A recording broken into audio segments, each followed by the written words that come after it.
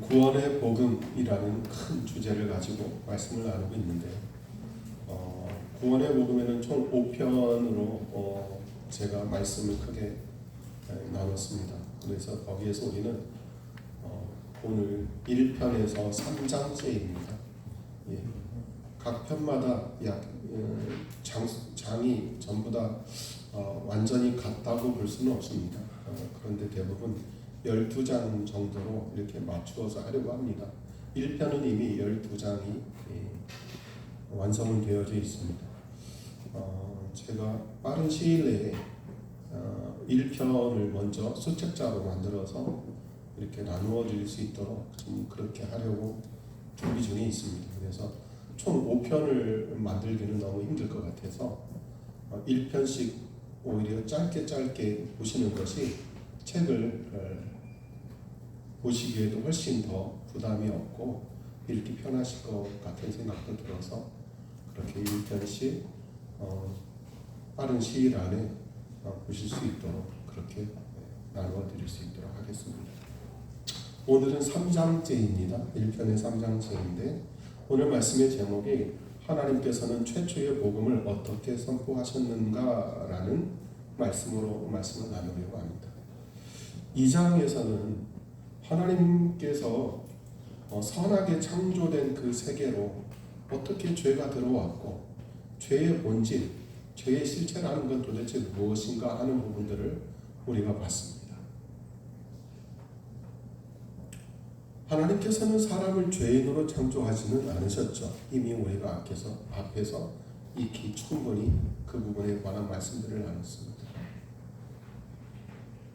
사람이 하나님의 형상대로 지음받았다라는 그 사람의 존엄성에 대해서도 우리는 또 앞서서 그 말씀에 관한 내용들을 또 나누기도 했습니다. 그런데 이 사탄이 하나님의 말씀을 의심하게 만들고 하나님의 선하심을 왜곡시키고 죽음의 경고를 정면으로 부인을 했습니다. 그리고 이분은 이 뱀의 속임에 자기의 마음으로 동참을 했습니다. 사람은 창조주보다 자기 눈에 좋은 것을 선택했습니다. 그 선택은 단순히 우리에게 허락하신 자유의지의 선택이 아니고 스스로 자신이 통치자가 된 자율성에 의한 선택이 있었습니다. 그 결과 자신이 기대했던 것과는 다른 방향의 수치와 두려움, 그로 인한 수모, 그로 인한 사망이 인간 세계 안으로 들어왔습니다. 이것이 우리가 1장과 2장에서 함께 나눈 메시지의 요약입니다. 그런데 오늘 창세기 3장 15절에서는 하나님께서 앞으로 뱀을 이길 승리자를 약속해 주셨습니다. 창세기 3장 15절의 말씀은 굉장히 중요한데 무엇이냐면 인간들에게 승리를 약속해 주신 게 아닙니다. 인간들에게 3장 15절에 승리자, C라는 단어로서 승리자를 약속해 주신 것이지 인간들에게 승리를 약속해 주신 것이 아니에요. 인간의 역사를 성경에서 보면은 계속해서 인간의 역사는 패배하는 역사입니다. 인간의 역사에서 계속 나타나는 공통된 모습은 죄입니다.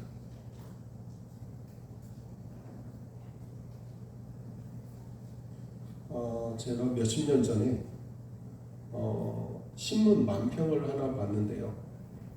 거기에 교회가 엄청 많이, 우리나라에 교회 십자가들이 엄청 많잖아요.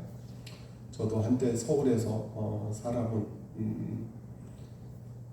그런 경험이 있긴 한데 제가 살았던 그 동네 보면은 정말 새벽에 보면은 십자가가 따닥따닥 붙어 있습니다. 그런데 또 그 십자가 못지않게 요즘은 이렇게 구역들을 나라에서 잘 정해서 사람들 거주구역이나 뭐 학교나 이런 데서는 유흥업소나 이런 것들이 들어오지 못하게 했었는데, 그때만 해도 그런 법 제도들이 잘 이렇게 정비가 되어 있지는 않았던 것 같아요. 술집들이 또 엄청 많이 있습니다. 예, 그러니까 우리나라에는 교회하고 술집만 있다, 이런 말이 돌 정도로 이렇게 많았거든요. 그러니까 그 신문만평에 거기 주인공을 뭐 어떻게 되냐면, 그 만평에서 죄 짓고, 술집에서 죄 짓고 교회에서 회개하고, 죄 짓고 회개하고, 죄 짓고 회개하고, 밤새도록 그런답니다. 그런 도로 교회가 많다, 이렇게 이 얘기를 해요. 그런데 그리스도인의 삶뿐만 아니라 이스라엘의 삶, 하나님에게 택함을 받은 사람들, 그들의 삶도 보면은 죄 짓고 회개하고 죄 짓고 회개하고가 계속 반복되는 것들을 볼 수 있어요. 거기에서 가장 두드러진 이 인간의 역사는 곧 바로 죄다라는 것을 우리는 알 수 있습니다. 성경에서 인간들이 행한 모든 그 행위의 끝에는 반드시 죄로 귀결되고 있는 것을 우리는 성경을 통해서 보지 않습니다. 그런데 그 인간들은 이 사탄을 결국 그 말씀의 내용들을 종합해보면 결코 승리할 수 없다라는 것을 하나님이 이미 알고 계시는 겁니다. 그렇기 때문에 하나님께서는 인간들에게 승리의 비결을 주시는 것이 아니고 인간들에게 승리자를 약속해 주시는 겁니다. 이것이 기독교 신앙의 근간이거든요. 오늘날 적재하는 기독교의 이런 교리들을 가르치는 그런 내용들 중에서 일부 조금 극단적이고 조금은 사람들이 보기에 듣기에 아주 편하게 전하는, 거의 다 그렇지 않지만 아주 일부 전하는 메시지에서 마치 우리 성도들이 우리의 믿음으로, 우리 힘으로 죄로부터 이기고 승리할 수 있는 그러한 능력을 우리가 부여받은 것처럼 그렇게 전하는 메시지들이 정말 아주 드물게 있기도 합니다. 하나님은 결코 인간들에게 승리를 약속하진 않으십니다. 하나님은 오직 창세기부터 계시록까지 승리자 한 분을 약속하시는 겁니다. 그것이 오늘 창세기 3장 15절에서 볼 수 있는 메시지의 중심입니다. 그래서 첫 번째 이 3장 15절은 인간 사회에 하나님께서 전하신 최초의 복음입니다. 그런데 이 복음은 죄 가운데 하나님께서 주신 것을 우리가 볼 수 있습니다. 아담과 이브가 죄를 짓지 아니한 무죄의 상태 속에서 그들이 있었을 때 하나님께서는 그들에게 복음을 전하지 않으셨습니다. 우리가 이 상황도 잘 인식을 해야 됩니다. 하나님은 아담과 이브 그들이 죄 가운데 숨었을 때 그들을 그 자리에서 죽이지 아니하시고 그들에게 복음을 전해주셨다라는 사실입니다. 이게 우리가 하나님을 아버지로 믿고 따르는 우리의 태도에 있어서도 굉장히 중요한 방향성을 우리에게 제시해주고 있는 겁니다. 때로는 우리가 전도하고 우리가 누군가를 구원받기를 기도할 때 어떤 누군가가 더 악해지고 그런 사람들이 더 교회와 더 멀어지고 그런 사람들이 더 예수 그리스도를 멀리하고 예수 그리스도를 세상에 별 필요 없는 그런 존재로 취급하는 그런 이야기나 상황들을 오히려 더 맞이할 때가 많습니다. 그런데 하나님은 그러한 상황에서 그러한 자들에게 복음을 전하고 계셨다라는 겁니다.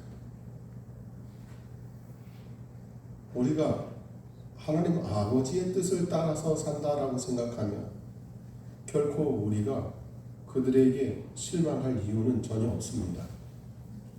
그때가 바로 복음을 전해야 될 바로 최적의 시기인 것이죠.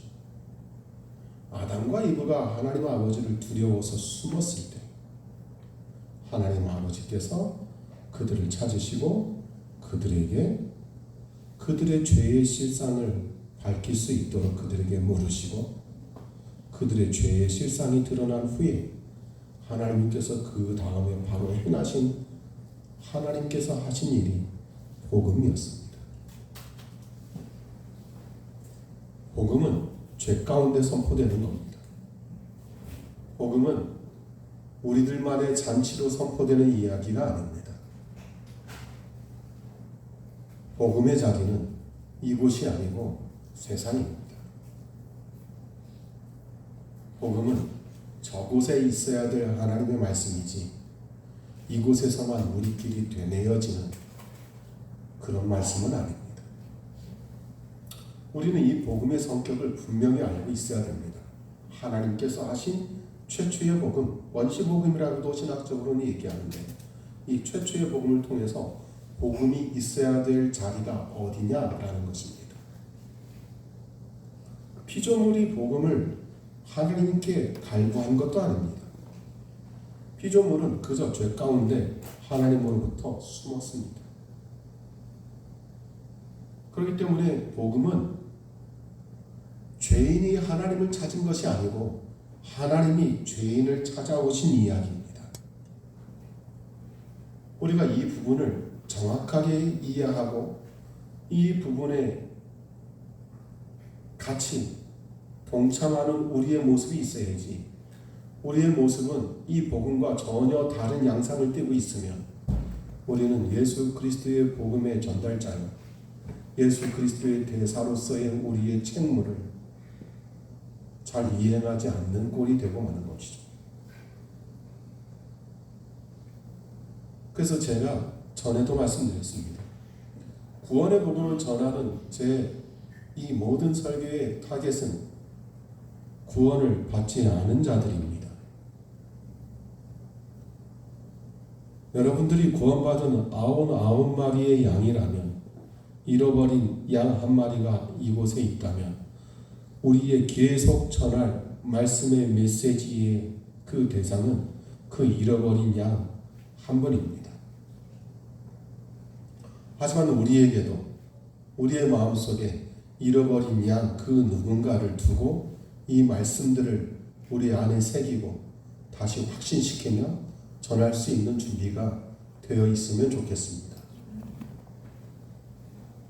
그러니 우리는 이 말씀에 피차간의 아멘으로 동참할 수 있기를 소망합니다.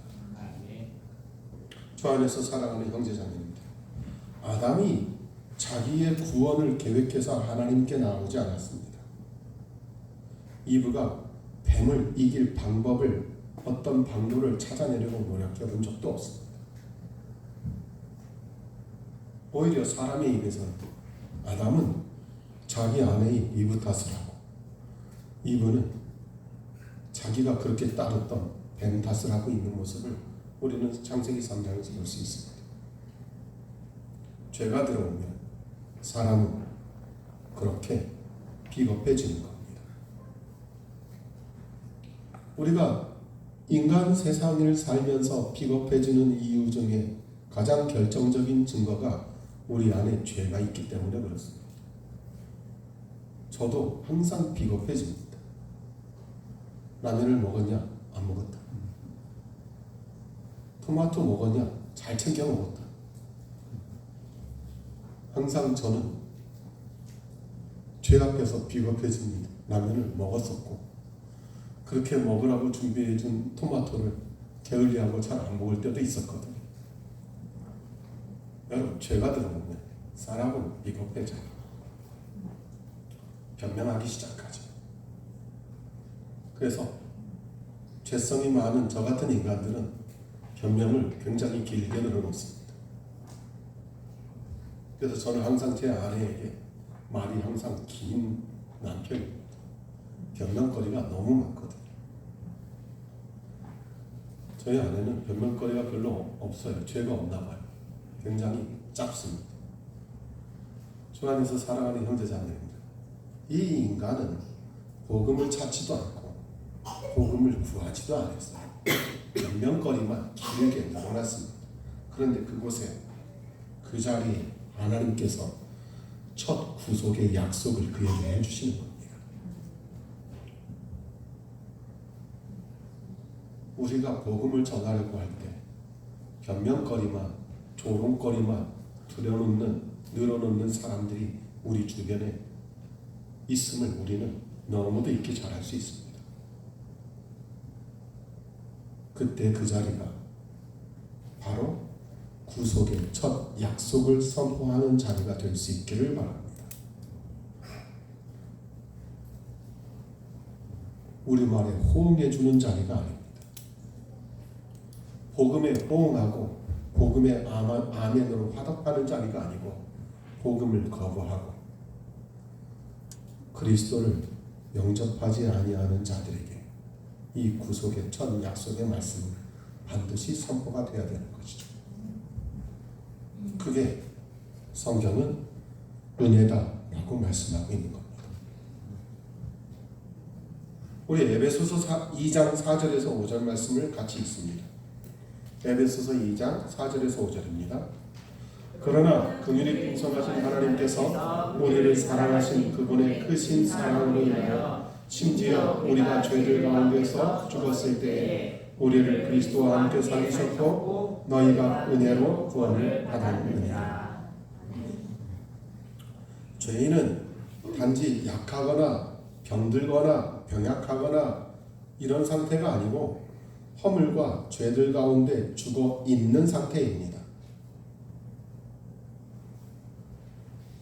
복음의 전환, 즉 그 죄인에게 있는 그 상황 속에서 죄 가운데서 하나님의 복음의 전환은 첫 번째 에베소서 2장 4절에 어떤 하나님이신지를 보여줌으로써 이 상황을 이해할 수 있게 해주십니다.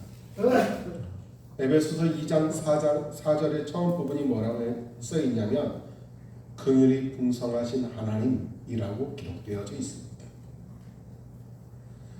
인간의 죄와 그 죄로 인한 변명 가운데 있는 비참한 상황 가운데에서 하나님께서 첫 번째 구속의 복음의 약속을 주시는 것은 그 하나님께서 긍휼이 풍성하신 하나님이시었기 때문에 그렇습니다. 여전히 첫 아담의 뒤를 쫓아 죄 가운데 빠져 있고 그 죄로 인해서 수문과 변명으로 일관하는 우리들에게 하나님께서 자신의 풍성하신 긍휼로서 우리에게 다가오신 것입니다. 그것을 우리는 은혜라고 말씀하고 있는 겁니다. 저 원불교에서 말하고 있는 모든 것이 다 은혜입니다 라는 피켓이 아니고요. 전혀 다른 차원의 은혜입니다. 모든 것이 좋고 다 좋습니다의 은혜가 아닌 것이죠. 구원의 첫 움직임, 구원의 첫 시작은 죄인의 결심이 아니고 하나님의 긍휼인 겁니다. 죄인의 종교적인 탐구에 의한 것이 아니고 하나님의 은혜인 것이죠. 죄인의 계획이 아니고 하나님의 놀라운 약속이신 겁니다. 그것이 우리 구원의 첫 시작입니다. 그래서 이 창세기 3장 15절의 최초의 복음은 죄인이 하나님께 올린 요청서가 아닙니다. 하나님께서 죄인인 우리에게 내려주시는 은혜의 선포이죠. 그럼 우리는 창세기 3장에서 이미 놀라우신 구속의 은혜를 볼 수 있어야 됩니다. 그리고 그 가운데 하나님으로부터 나무 뒤로 숨고 나뭇가지로 자기를 가리며 자기 죄의 변명만 일삼는 우리 자신을 볼 수 있었어야 됩니다. 제가 구원의 은혜를 창세기부터 시작하는 데는 바로 거기에 아담과 이브가 있었던 자리에 그 모습이 바로 우리의 모습이기 때문에 그렇습니다. 그렇다고 하나님께서 이 뱀과 이 죄인이 아담과 이브를 평화롭게 두지는 않으십니다. 사람은 죄 가운데 죄에 빠져서 이 뱀의 말을 받아들였습니다. 뱀은 하나님의 말씀을 의심하게 했습니다. 하나님께서 분명히 반드시 죽으리라고 말씀하셨던 죽음의 경고도 부정해버렸습니다. 하나님께서 마치 사람에게 좋은 것을, 사람에게 유익이 되는 것을 하나님께서 막고 숨기시고 계시는 것처럼 이야기했습니다. 하나님이 주신 그 많은 풍성함을 두고 선악을 알게 하는 지식의 나무에서 나는 열매 그 하나에 사람의 탐심, 사람의 욕심을 집중시켜 놨습니다.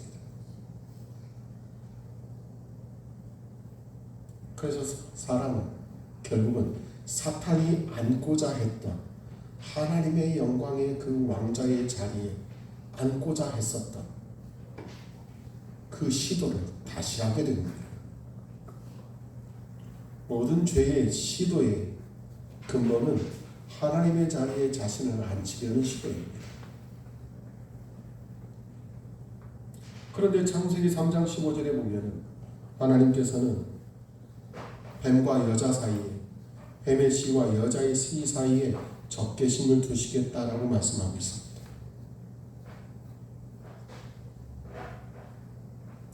누가 두시냐면 하나님이 두시는 겁니다. 우리 스스로 이 사단 뱀에게 적개심을 두는 것이 아니고요, 하나님이 두시겠다라고 하시는 겁니다. 이 말씀의 주어가 하나님이신 것을 기억하시기 바랍니다.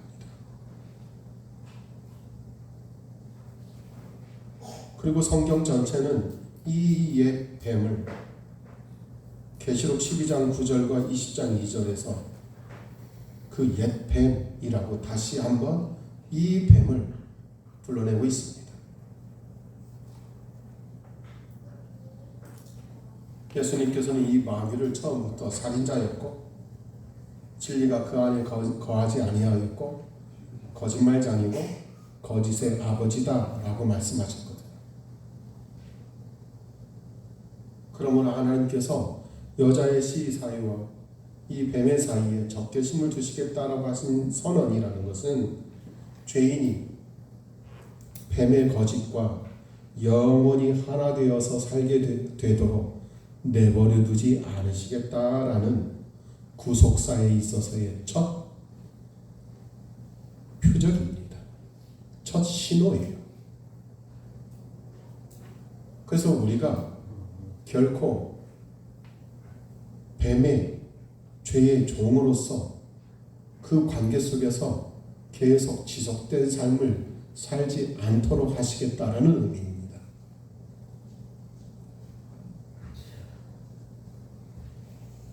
죄는 거짓과 평화를 맺습니다. 사람들은 이 죄를 사랑하면서 그것을 자유라고 합니다. 하나님의 말씀을 두고 있지 않으면서 자신의 생각을 키워서 그것을 성숙함이다라고 그렇게 포장합니다. 자기 욕망을 따르면서 자기의 욕심과 탐욕을 따르면서 그것이 내가 나답게 사는 것이다 라고 그렇게 또 포장하기도 합니다. 세상이 그렇게 이야기합니다. 바울은 그러한 상황들을 에베소서 4장 17절 19절에서 이렇게 말하고 있습니다. 이방인들이 생각에 허망함 속에서 걷는다. 깨달음도 어두워지고 무지와 마음의 눈먼으로 하나님의 생명에서 멀어졌다라고 이방인들을 그렇게 얘기하고 있습니다. 로마서 1장 25절에 보면 사람들은 하나님의 진리를 거짓으로 바꾸었고 창조주보다 피조물들을 더 경배하고 섬겼다라는 말씀이 기록되어 있습니다.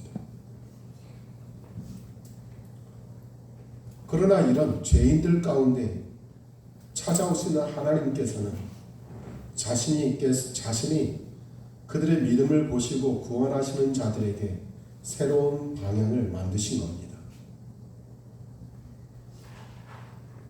그러므로 구원받은 자들은 더 이상 죄를 자신의 집처럼 편하게 여기지 않습니다. 그 안에 죄와의 싸움이 끊임없이 일어납니다.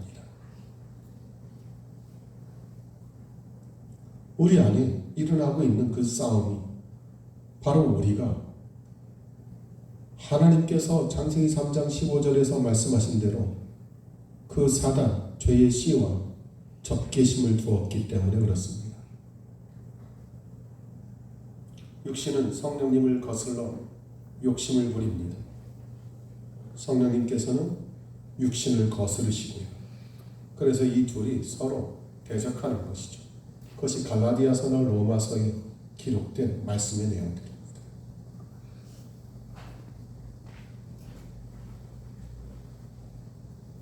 하나님께서는 결코 이 아담과 이브를 구원이 없는 그저 막연한 그런 상태로 두지 않으십니다.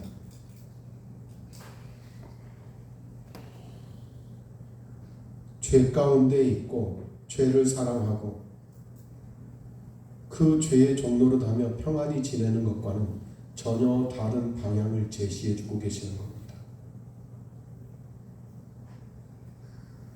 하나님께서는 우리를 어둠의 왕국에서 건져내셨고 우리를 자신이 사랑하는 하나님 아들의 왕국으로 우리를 옮겨놓으셨다라고 성경은 기록해 놓고 있습니다. 구원이라는 것은 단순히 아담과 이브에게 죄책감을 줄어들게 만드는 것이 아닙니다. 구원은 소속이 바뀌고 우리 자신을 지배하는 그 권세의 위치가 바뀌는 것이고 어둠에서 빛으로 사탄과 죄와 사망의 권세에서 하나님께로 완전히 그 방향을 돌이키는 것을 의미합니다. 거기에 핵심 키워드가 있습니다. 그 키워드가 무엇이냐면 여자의 씨입니다. 이 모든 방향성을 바꾸게 할 수 있는 그 핵심 한 단어, 창세기 3장 15절에 기록된 그 단어가 여자의 씨입니다. 그래서 하나님께서는 이 여자의 씨를 약속해 주셨죠. 갈라디아서 4장 4절에서 5절 말씀을 같이 읽겠습니다. 갈라디아서 4장 4절에서 5절입니다.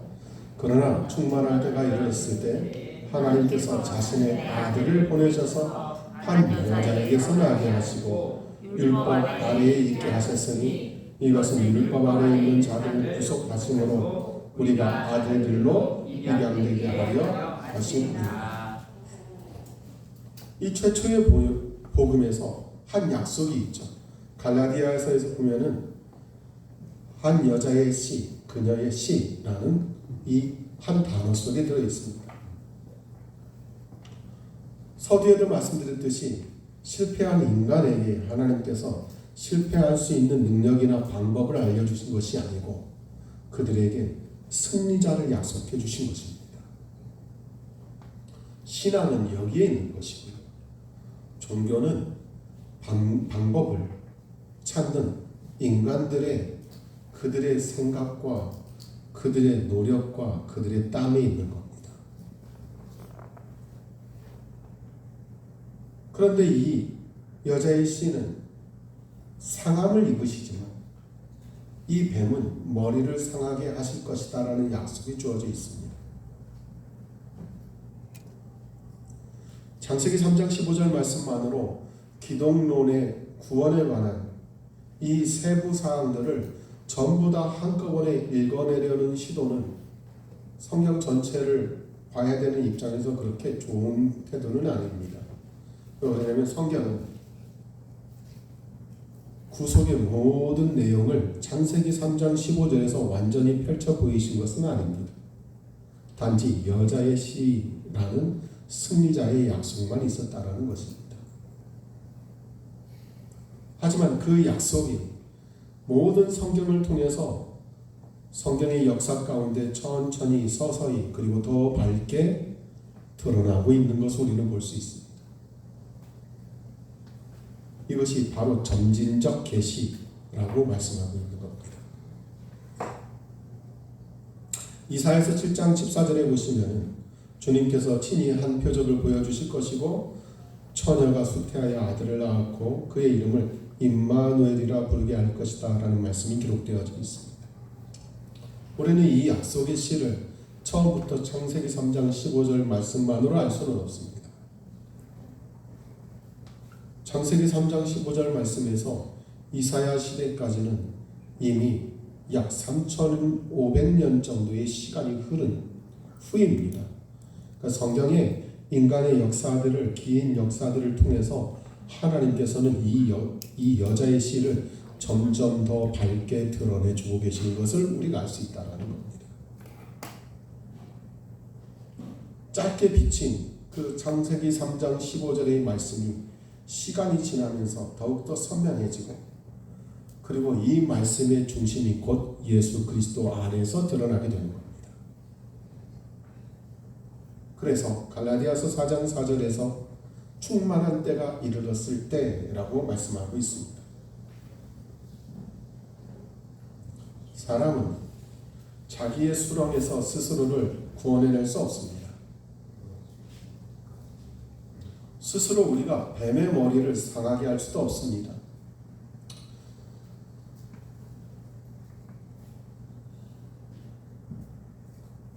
제가 카리스메틱이라고 은사주의자들이라고 하죠. 은사주의를 가장 경계하는 부분 중에 하나가 바로 이 부분입니다. 은사주의에 있어서 은사가 나쁜 게 아니고요.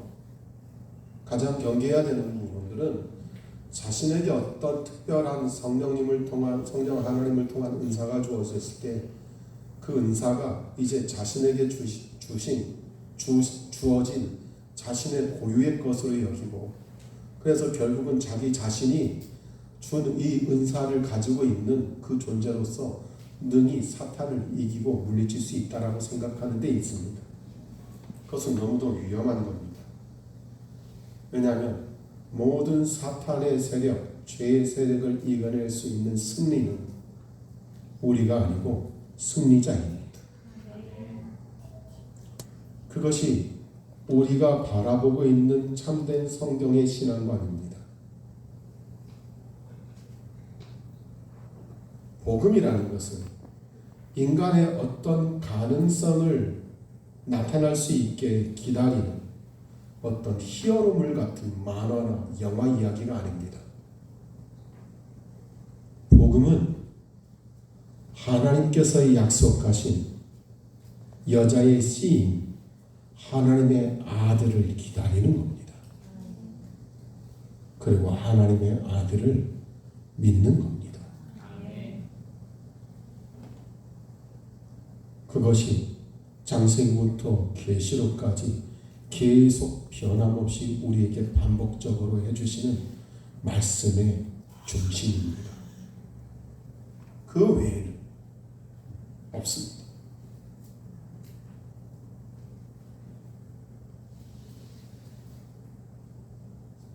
첫 아담은 불순종했잖아요. 두 번째 사람이신 예수 그리스도는 하나님 아버지께 완전한 순종으로 하나님의 아버지의 뜻을 이루셨습니다.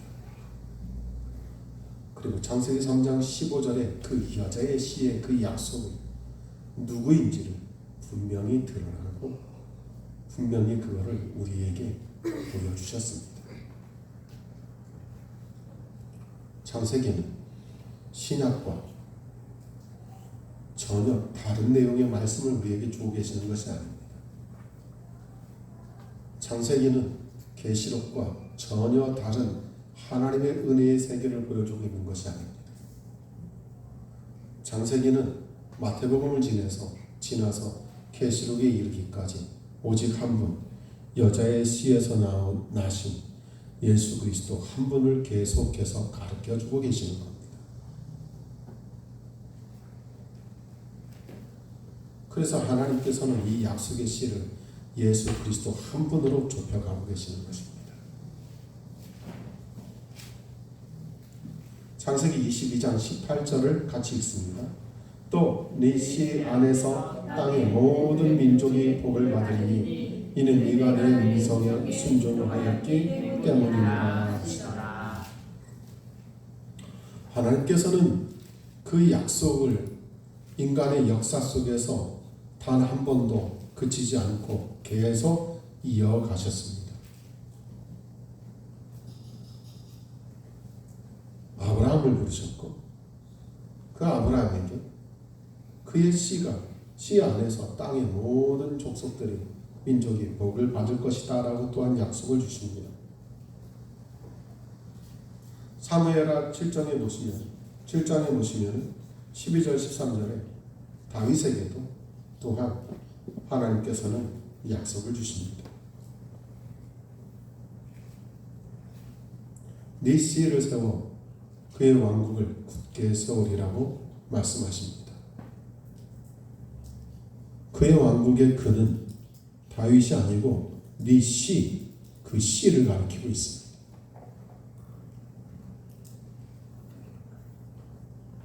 이사야서에서도 이새의 줄기에서 한 막대가 나오고 그의 뿌리에서 한 가지가 자랄 것이다 라고 이 씨를 가지로 표현해주고 있습니다.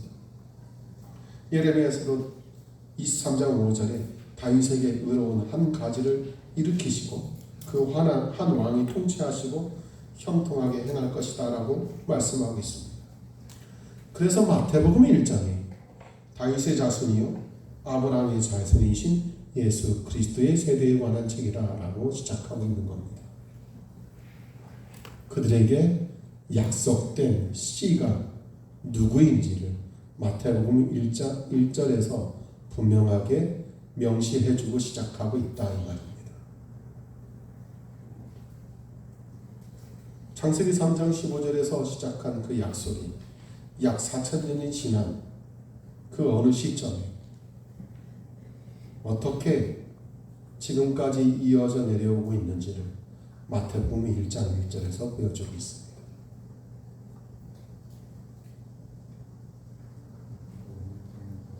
결국 하나님이 주신 그 승리의 약속은 아브라함의 씨의 약속을 지나고 다윗 왕국의 다윗의 씨의 약속을 지나고 예수 그리스도 안에서 그 약속의 실체가 드러나게 되는 것이죠.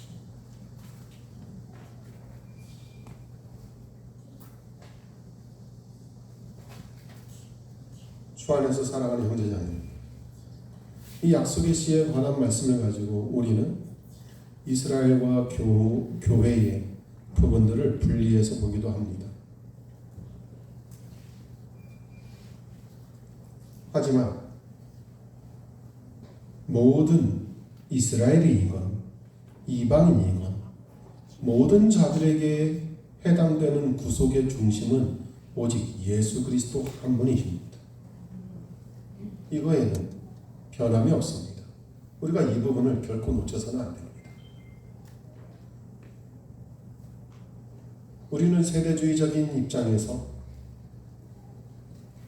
분명히 성경에 이스라엘과 교회가 결코 교회가 이스라엘을 대체하지 않고 따로 그들에게 주어진 공통 복음이 있고 그들에게 주어진 개별적인 또 말씀의 약속들도 있음을 우리는 그렇게 배우고 그렇게 이해하고 있습니다.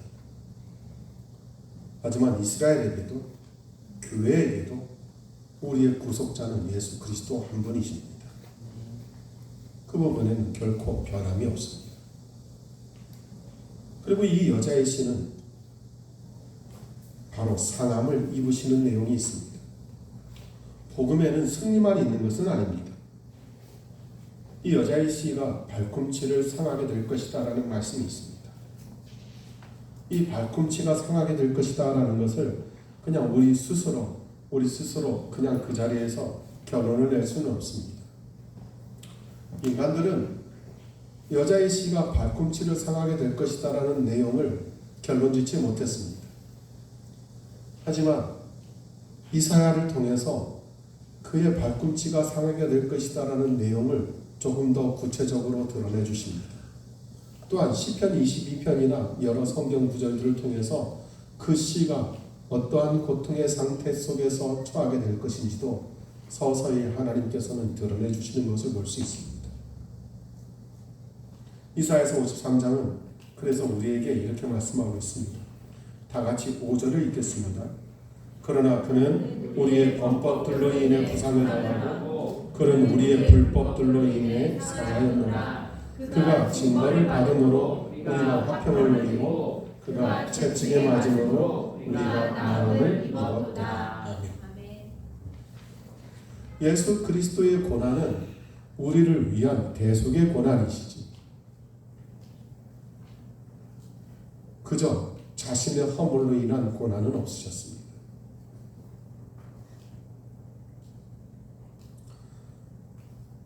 우리에게 유일한 승리자이신 예수 그리스도께서 죄와 사망으로부터 승리하시기 전에 겪으셔야 됐던 것이 상함입니다.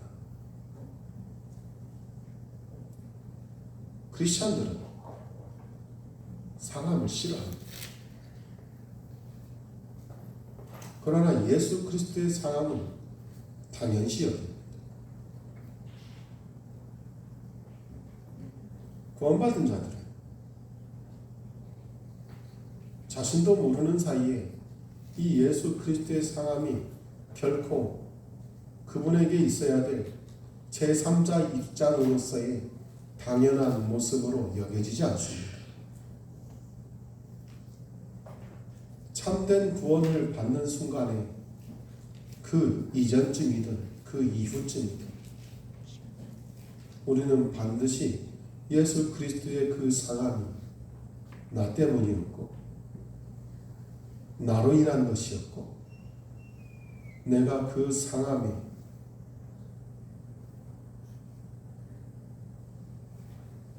가해자였음을 고백할 수밖에 없습니다. 그래서 결국은 그 구속의 은혜를 우리의 마음속에 중심으로 받아들일 때 내가 그리스도와 함께 십자가에 못 박혀 죽었나니라는 고백이 우리에게서 나올 수밖에 없습니다. 저는 그것이 로마서에서 있는 입으로 시인하여라는 하나의 우리의 시인의 고백의 내용이다라고 믿습니다. 그저 단순히 저는 예수님을 믿습니다 라는 시인이 아니고 내가 그리스도와 함께 십자가에 못 박혀 죽었다라는 그 고백이 있을 수 있기를 저는 소망합니다.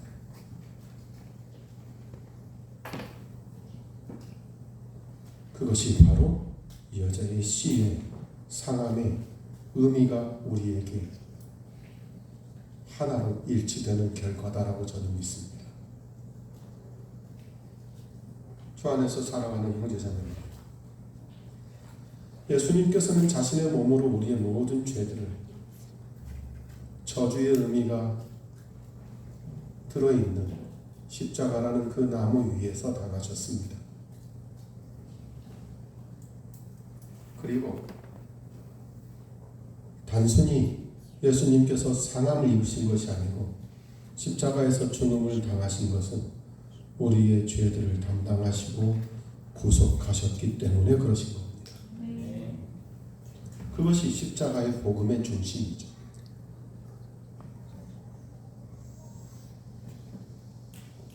하나님께서는 이 죄의 문제를 결코 가볍게 다루시지 않으신 겁니다.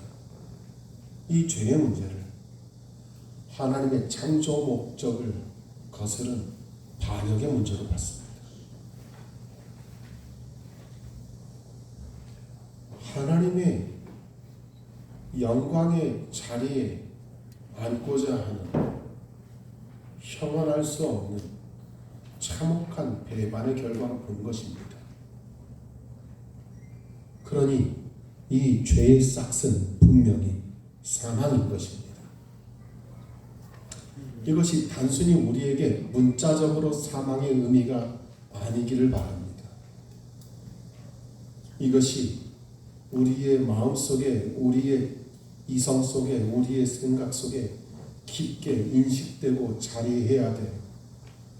하나님을 배반한 그 죄의 싹으로 당연한 싹인 사망인 것을 우리의 기억 속에 분명히 자리할 수 있게 해둬야 될 문제로 저는 봐야 된다고 믿습니다. 여러분, 우리는 분명히 죽어 마땅한 자입니다. 정확히 말하면 죽어 마땅한 자였습니다. 성경은 늘 말씀하십니다. 죽어 마땅한 자였던 아담과 이브에게 다가온 하나님을 긍휼이 풍성하신 하나님이다 라고 말씀하십니다. 우리에게 다가오신 하나님도 아담과 이브에게 동일한 긍휼로 다가오신 하나님이심을 믿습니다. 죽어 마땅한 자에게 그 죽음을, 그 형벌을 이기고도 남을 수 있는 승리자를 약속해 주시는 그 긍휼이 풍성하신 하나님께서 우리에게 이 땅에 아들을 보내주시고 십자가에서 죽게 하시고 사흘 만에 부활하게 하시는 그 놀라운 승리를 보여주시는, 그 승리자를 보여주시는 그 놀라운 은혜의 복음이 우리에게 주어진 것, 그것이 곧 긍휼이 풍성하신 하나님이라는 이 한 명제 안에서 우리가 이해될 수 있음을 고백합니다. 우리의 탁월함이나 우리의 어떤 특별함이 결코 아닙니다. 오직 긍휼이 풍성하신 하나님, 그 한 분의 그분의 긍휼로서 이루어진 겁니다.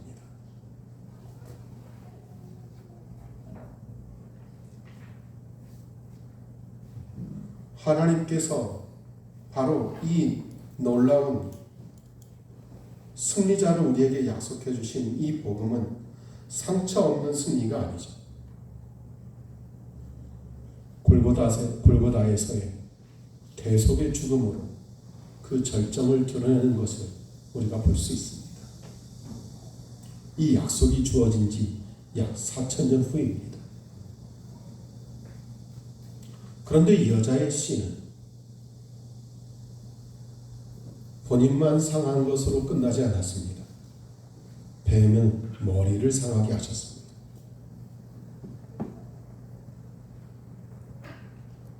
하나님께서는 에덴 동산에서 죄가 있는 그 자리에서 바로 동시에 이 원수인 사탄의 패배를 선포하시는 겁니다. 복음에는 놀라운 내용이 들어있는 겁니다.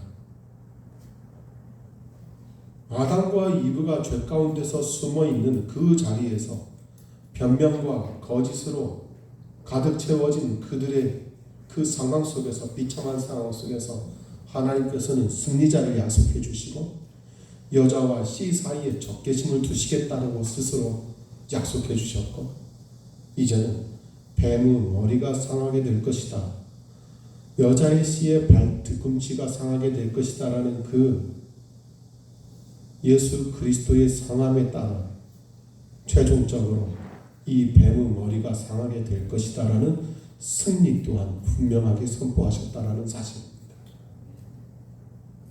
복음은 패배의 이야기가 아닙니다. 복음은 단순히 고통의 이야기가 아니고, 복음은 예수 그리스도의 상함에서 끝나지 않습니다. 복음은 이 승리자의 영원한 승리로서 우리에게 주어지는 겁니다. 예수 그리스도께서 바로 이 승리자로서 하시는 일을 히브리서 2장 14절이나 골로새서 2장이나 요한일서 3장에서 분명히 말씀하고 있습니다. 우리 다 같이 골로새서 2장 15절 말씀을 같이 읽습니다. 같이 읽습니다.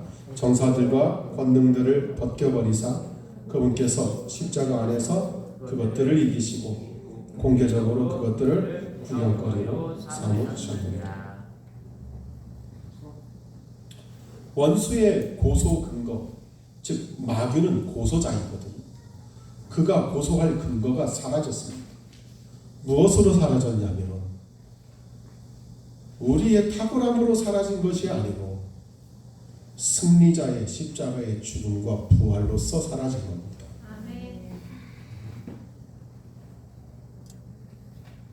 예수 그리스도의 십자가의 죽으심으로 사탄 마귀가 우리를 고소할 그의 고소거리는 더 이상 존재하지 않게 되는 겁니다.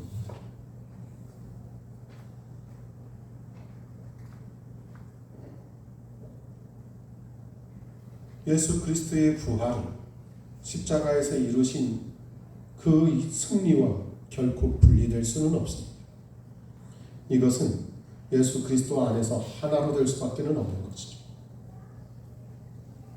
예수 그리스도는 죽은 자 가운데 잠자는 자 가운데에서 죽은 자 가운데서 살아나셔서 잠자는 자들의 첫 열매가 되셨다라고 고린도서에서는 말씀하고 있습니다. 사망은 아담을 통해서 왔지만 부활은 두 번째 아담이신 예수 그리스도를 통해서 우리에게 생명으로 주어졌습니다. 주 안에서 사랑하는 형제자매들, 이 예수 그리스도께서 요한계시록에 1장 18절에 사망과 지옥의 열쇠들을 가지고 계신다라고 선포하고 있습니다. 사망도 지옥도 주님의 통치권 아래 있음을 선포하고 있는 겁니다. 그 주님이 우리의 구원자로서 사탄 마귀의 일을 완전히 멸하신 것입니다. 로마서 16장 20절 말씀을 같이 읽습니다. 로마서 16장 20절입니다. 평강의 하나님께서 속히 사탄을 너희 발밑에서 상하게 하시리라. 우리 주 예수 그리스도의 은혜가 너희와 함께 있을지어다. 아멘. 우리의 구원의 성도는 우리의 믿음의 크기에 따라서 주어지는 것이 아닙니다. 우리 구원의 확신은 하나님의 신실함에 있음을 계속해서 우리는 반복하고 있습니다. 목사님은 구원의 확신이 나보다 더 클 거예요. 우리 형제님은 우리 양기원 형제님께서는 우리보다 구원의 확신이 훨씬 더 광대하고 구체적일 거야 라고 생각하실 수도 있습니다. 구원의 확신은 내 마음이 아니고 하나님이 신실함으로 약속하신 자신의 말씀을 이루시는 데 있습니다. 예수 그리스도의 승리는 바로 우리에게 그러한 확신과 거룩한 싸움을 싸울 수 있도록 힘과 격려를 주시는 겁니다. 승리자가 있어서 싸울 수 있는 거고, 승리자가 있어서 이길 수 있다는 확신이 우리에게 주어지는 겁니다. 왜 그러냐면 우리에게는 그 승리자가 계시기 때문에 그렇습니다. 그렇기 때문에 우리에게는 바로 여호와는 하나님은 우리의 승리자시다라는 승리의 깃발이신 그 예수 그리스도, 깃발의 실제이신 예수 그리스도를 붙드는 믿음이 필요한 겁니다. 그래서 우리의 믿음은 승리할 수 있는 믿음이 아니고 구체적으로 말하면 우리에게는 승리자이신 예수 그리스도를 붙드는 믿음이 필요한 것이죠. 그리고 주께서 승리하시는 겁니다. 골로새서 1장 13절에서 14절 말씀을 같이 읽습니다. 그분께서 우리를 어둠의 권능에서 건져내시고 자신을 사랑하는 아들의 왕국으로 옮기셨으니 그분 안에서 우리가 그분의 피를 통해 구속 곧 죄의 용서를 받았도다. 하나님께서 우리를 어둠의 권능에서 건져내시고 자신의 사랑하는 아들의 왕국으로 옮기셨다라고 말씀하십니다. 그리고 우리가 예수 그리스도의 피를 통해서 구속, 죄들의 용서를 받았다라고 말씀하고 있습니다. 주 안에서 사랑하는 형제자매님, 우리가 한 것은 무엇입니까? 승리하는데 우리가 기여한 것은 무엇입니까? 사단의 권세에서, 지옥의 권세에서 아들의 왕국으로 옮기시는 것은 하나님이지 우리가 아닙니다. 하나님께서 하시는 겁니다. 우리의 구속, 우리의 구원을 있게 하시는 것은 하나님께서 약속하신 여자의 씨가 하시는 것이지 우리가 한 것이 아닙니다. 최초의 복음 창세기 3장 15절에 있는 약속에 있어서 주어는 인간이 아닙니다. 이 일을 하시는 분은 하나님 아버지시고 이 일을 이 땅에서 이루신 분은 그 약속의 말씀의 대상이신 예수 그리스도이십니다. 결코 인간이 아닙니다. 그러니 우리는 성경을 통해서 은혜다라는 이 단어를 명확하게 이해해야 됩니다. 우리가 아니고 긍휼이 풍성하신 하나님이십니다. 우리가 아니고 이 땅에서 우리 죄를 대신하여서 십자가에 달려 죽으시고 부활하신 예수 그리스도입니다.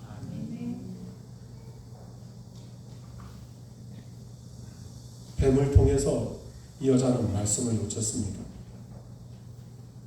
하지만 이제 우리는 우리에게 주신 완전하신 말씀을 통해서 우리의 대적 사탄 마귀와 대적할 수 있게 되었습니다.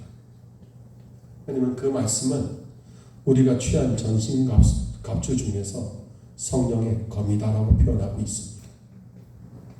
이건 능히 대적할 수 있는 우리에게 주신 것입니다. 우리의 무기입니다.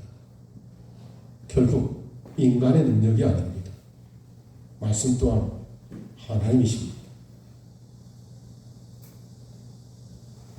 계시록 12장 10절을 같이 읽습니다. 계시록 12장 10절입니다.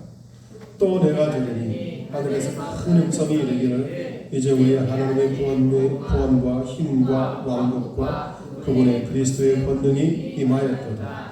이는 우리 형제들을 고소하던 자가 아내로 쫓겨났기 때문이니 그는 우리 하나님 앞에서 그들을 밤낮 고소하던 자. 요한계시록 12장에 있는 말씀은 종말론적 문맥 가운데에서 읽을 필요는 있습니다.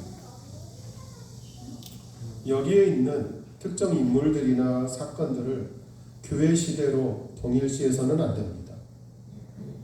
하지만 그러한 문맥의 흐름을 우리가 존중하는 가운데 있어서도 분명히 보여주시는 하나가 있습니다.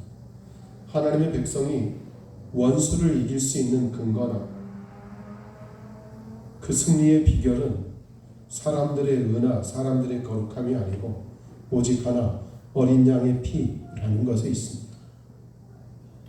우리에게도 어린 양의 피가 우리가 승리하고 이길 수 있는 처음이자 마지막입니다. 이스라엘 백성들에게도 이 죄와 사망을 이길 수 있는 유일한 방법은 어린 양의 피, 그 예수 그리스도의 죽으심과 부활, 그 대속을 믿는 가운데 있는 것입니다.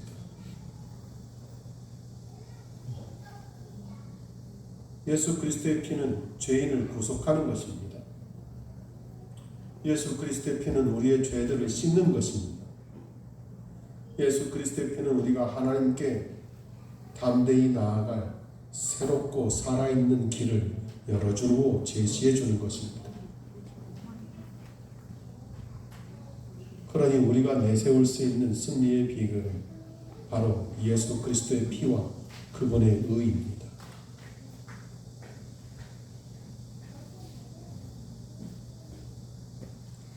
주 주 안에서 사랑하는 형제자매입니다. 굳이 성경에서 재창조가 있다면 정확히 말하면 계시록 마지막에 있는 새 예루살렘일 겁니다. 새 하늘과 새 땅이 바로 새로운 재창조를 의미할 수 있을 겁니다.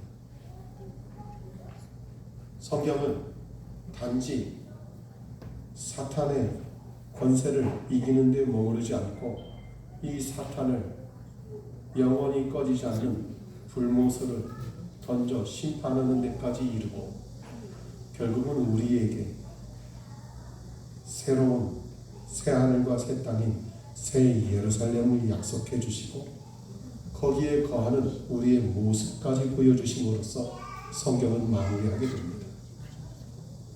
그 중심에 창세기 3장 15절에서 시작한 이 복음에서 여자의 씨가 계시록의 새 하늘과 새 땅 새 예루살렘에도 여전히 우리의 중심으로 계시는 것을 볼 수 있습니다. 주 안에서 사랑하는 형제자매님들, 성경을 통해서 무엇을 보시겠습니까? 우리를 지혜롭게 할 만큼 탐스러운 이야기들을 보시겠습니까? 보기에 탐스럽고 우리가 우리의 것으로 먹기에 충분한 어떤 소재거리로만 보시겠습니까? 아닙니다. 이것은 아담과 이브, 죄악과 정욕에 빠진 인간의 시각입니다. 그 시각을 성경은 우리에게 돌이키게 하시는 겁니다. 우리가 성경을 통해서 볼 수 있는 것은 오직 한 분, 승리자이신 예수 그리스도를 보게 하려는 데 있습니다.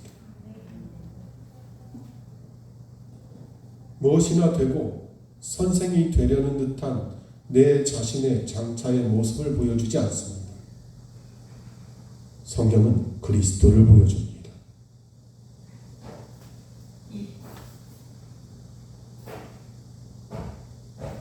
그래서 세상을 볼 수 없었던 한 거룩한 하나님의 자녀는 우리가 잘 아는 찬송시에서 이렇게 고백합니다. 예수로 나의 구주 삼고 성령과 피로써 거듭나니 세상과 나는 갈 곳 없고 구속한 주만 보이도다.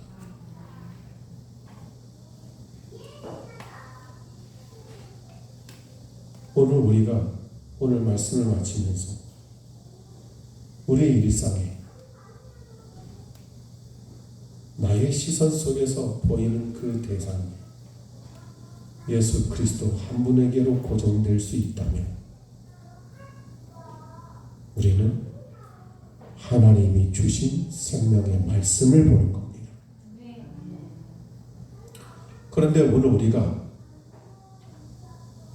말씀을 듣고 나서 세상이나 세상에 있는 나의 모습과 나의 주변들의 모습, 그것들의 모습을 보게 된다면 우리는 그저 우리에게 좋은 책 한 권을 보고 있는 것에 지나지 않습니다. 생명의 말씀을 보시겠습니까? 그저 유익한 책 한 권을 보시겠습니까? 이 땅의 모든 교회들이